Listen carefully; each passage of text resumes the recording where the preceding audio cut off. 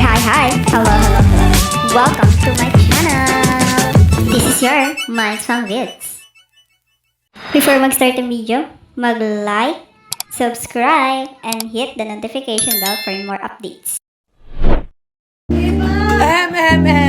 Sa mga nagsasabi nga dyan na sinabihan ko daw ng walang kwenta si Kosoke sa live. Excuse me, bago nyo ako siraan kay Tita Mama, alamin nyo muna sana yung totoong nangyari, yung buong kwento bago nyo husgahan yung pagkatao ko. Kasi first of all, hindi ko kaya magbitaw ng salita kay Kosoke na sinabihan ko siya ng wala siyang kwenta. Matay, hindi nyo pa alam yung kwento, tapos makapagbitaw kayo ng salita, magsusumpo pa kayo kay Tita Mama ng ganyan. Dapat inaalam nyo muna, diba? Gusto nyo bang ikutin ko yung mga bunganga ninyo? Ngayon na ako nagsalita, di ko kayo pinapakailaman sa mga sinasabi ninyo.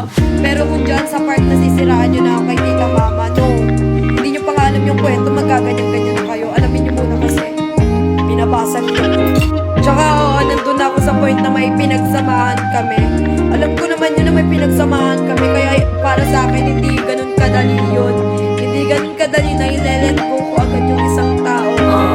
Huwag nyo kasi akong pangunahan. Di ba naman ako nagsalita na ganun di ba? Huwag nyo akong papangunahan. Wala pa akong sinasabi na ayoko na sa kanya. Ganun. Huwag yung pangunahan, hintayin nyo yung mangyayari. Kasi ang hirap niyan. Ganyan, kumakalat yung mga issue. Ganyan lang. Ayoko pa naman yung nauunahan ako sa kwento. Ayoko ng ganun. Alam nyo ba yun?